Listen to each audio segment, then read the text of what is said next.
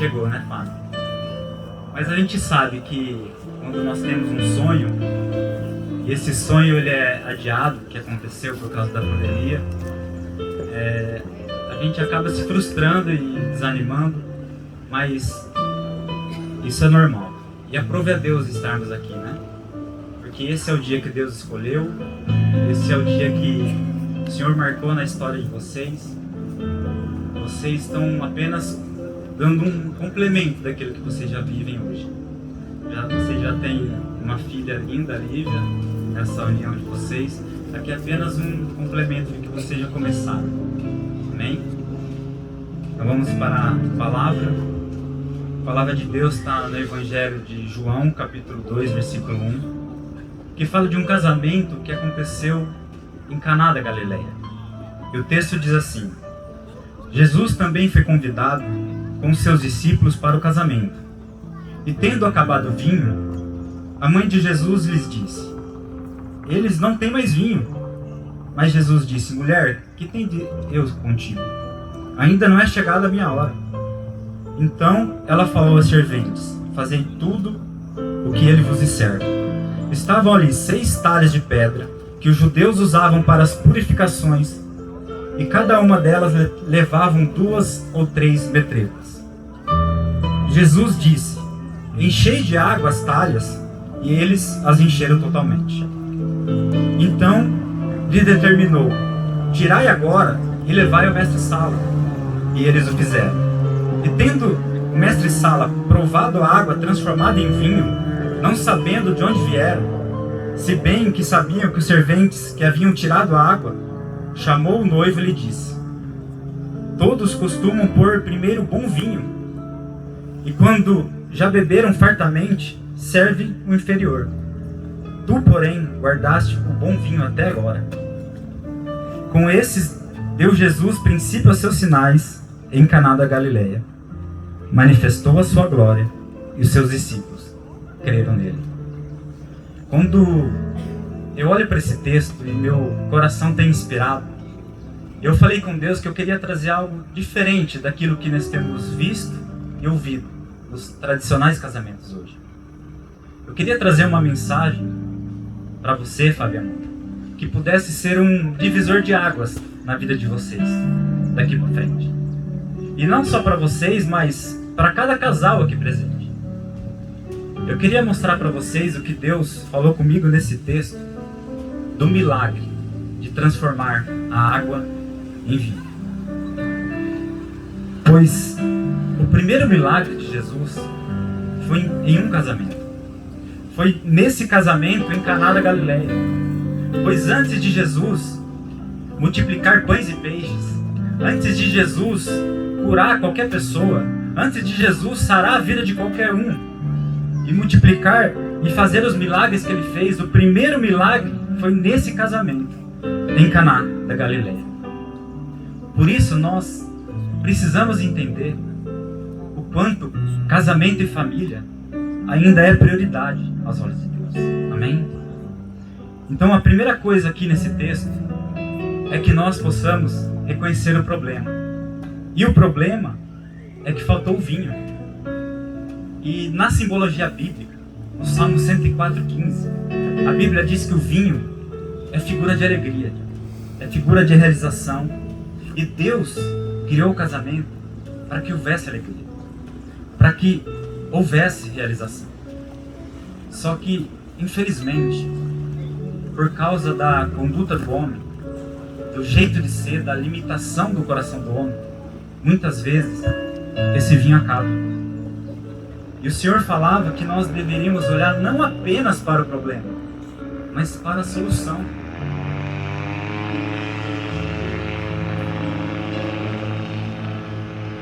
E qual foi a solução?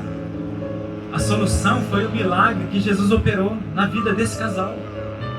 E assim como ele operou um milagre na vida desse casal, nós declaramos aquilo que o livro de Hebreus diz, que ele é o mesmo ontem, hoje e eternamente. Ele ainda continua transformando casamentos. Amém? Então, o ponto número 1 da intervenção de Jesus aqui, não é que ele foi chamado às pressas, correndo de última hora para resolver o problema deles. Na verdade, Jesus, ele foi convidado. Jesus já estava lá. E porque Jesus foi convidado, e porque ele estava lá, é que ele pôde, de fato, realizar um milagre. E esse é o desejo de Deus desde o início, Fábio amado. Quando nós vamos lá para o Jardim do Éden, nós vemos Deus na viração do dia, todos os dias, diariamente, estando com o casal, com Adão e Eva. E esse é o desejo de Deus. Eu costumo dizer que ele não respeitou nem a lua de mel do casal. Ele estava lá todos os dias na viração do dia. E esse é o desejo de Deus para a vida de vocês. Porque vão ter momentos difíceis, vocês sabem disso, né? Mas também vão ter momentos alegres. Mas que em todos os momentos que vocês passarem, Deus, Ele quer estar com vocês. Ele quer fazer parte da vida de vocês. Amém? E existe algo que às vezes tem atrapalhado o plano e o projeto de Deus para o casamento e para a família, que é a respeito dessas talhas de pedra. E, em primeiro lugar, a Bíblia diz que haviam 6 talhas de pedra. O número 6, em toda a Bíblia, literalmente desde Gênesis, quando o homem é criado no 6º dia, até Apocalipse, a Bíblia fala do número 6 como o número do homem. E se tem algo que tem atrapalhado o plano e o projeto de Deus para o casamento e para a família, é algo que também cabe aqui. E aprove a Deus que Ezequiel, ele profetizou em Ezequiel 36, 26, onde ele diz que ele ia arrancar o coração de vocês de pedra e ele ia colocar em vocês um coração de carne. E essa é a vontade de Deus, que Deus está dizendo. Essa dureza que incapacita o homem de viver a plenitude de Deus para o casamento e para a família, um dia vai ser removida. E eu acredito que isso fala de um trabalho que Deus, Ele quer fazer conosco. Ele quer trabalhar conosco. E nós precisamos deixar Deus nos moldar. Nós precisamos deixar Deus falar conosco. É tratar com o nosso íntimo. É tratar com a nossa vida. Porque quanto mais talhada for a pedra, mais água vai caber. E quanto mais água houver, mais vinho Ele pode acrescentar na vida de vocês. Amém? E essas talhas também falam de algo muito importante. A Bíblia fala que mandaram encher essas talhas até em cima. E a Bíblia fala e dá uma medida de uma para outra, de mais ou menos de 80 a 120 litros. E eu acredito que é esse trabalho que Deus quer fazer conosco. Porque essas talhas, elas eram feitas manualmente. E Ele quer tratar conosco. Ele quer tratar com vocês. Para que vocês possam a cada dia estar mais perto de Deus. E contar e saber que Jesus, Ele está cuidando de vocês. Um outro detalhe importante a ser dito aqui envolve a questão da água. Que era o processo que eles usaram ali para fazer o milagre. O Fábio é um bombeiro, sabe a importância da água, né? Para apagar o fogo.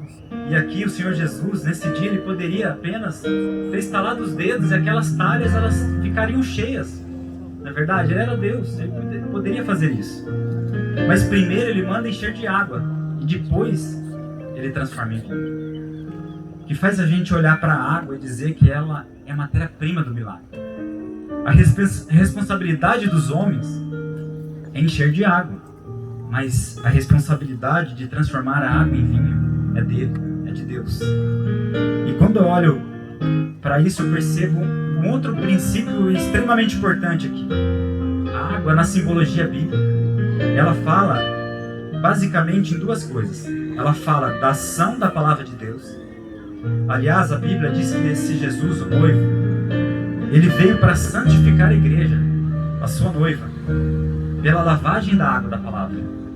E a Bíblia também fala a respeito daquele que o interior que crescemos, em João 7,39, fluiriam rios de águas vivas. E a figura da água aqui está sempre relacionada com a ação da palavra e do Espírito Santo. Encher-se da palavra, encher-se do Espírito Santo é o caminho para que Deus tenha a matéria-prima do milagre. E que esse vinho seja continuamente multiplicado na vida de vocês. Agora, quando a gente olha para o resultado desse milagre, quando a gente olha o mestre Sala, que não conhecia, não sabia do que estava acontecendo aqui, provou o vinho, ele diz: vocês guardaram o melhor para o final da festa, coisa que normalmente ninguém fazia. Normalmente colocava-se o vinho pior para o final. Depois que a turma tivesse já se alegrado um pouco, era uma medida mais econômica para aquela época. Serviam o melhor vinho no começo. E ele diz: vocês fizeram diferente de todos os outros. E que eles não sabiam, que ele não sabia que o vinho, da onde tinha vindo. Mas nós sabemos que o vinho de uma ação milagrosa de Deus ainda é melhor do que 2 noivos que se casam, que estão apaixonados. E a diferença aqui é que as pessoas dizem que isso, com o tempo, vai embora. As pessoas falam, com o tempo esse amor, ele se esfria, ele vai embora, e nós não concordamos com isso. A gente sabe que isso, com o tempo, com a convivência, a gente vai aumentando isso. E eu oro para que o Senhor seja sempre parte do relacionamento de vocês. Eu profetizo que Ele não vai precisar ser chamado às pressas ou de última hora, porque Ele sempre vai estar lá. E vocês vão sempre se encher da água, da palavra de Deus na vida de vocês. Portanto, eu tenho certeza que vocês vão viver um milagre contínuo, uma multiplicação contínua desse vinho. E eu quero declarar, não apenas desejando, não apenas crendo, mas profetizando sobre a vida de vocês. E quando a gente percebe o resultado desse vinho, nós temos um reconhecimento de que aquilo que Deus faz é muito melhor do que aquilo que 2 noivos podem fazer sem Ele. Amém? O meu anseio, Fábio e Amanda, não é apenas que vocês sejam felizes, mas que vocês, à medida que os anos passem, vocês possam viver tão intensamente a plenitude de Deus na vida de vocês, no casamento de vocês, e que vocês possam inspirar muitos outros a viver o plano de Deus para o casamento e para a família. Que Deus abençoe o casamento de vocês. Esse, como eu disse, é só um complemento daquilo que vocês já começaram. Que vocês sejam muito felizes e que Deus possa abençoar a cada dia aquilo que vocês já estão construindo juntos. E é nítido, a gente vê o carinho, o amor que o Fábio tem pela Amanda e que a Amanda tem por você, Fábio. E essa é uma noite de festa. Eu disse que hoje o dia estava lindo. Quando eu cheguei aqui estava nuvens por todo lado, pensando, será que vai chover, né, Fábio? Mas Deus é maravilhoso, né? E Ele permitiu que aquilo que vocês planejaram, a festa que vocês planejaram há tanto tempo atrás, hoje se concretize. Que Deus abençoe. Em nome de Jesus. Amém? Vamos pedir a entrada das alianças.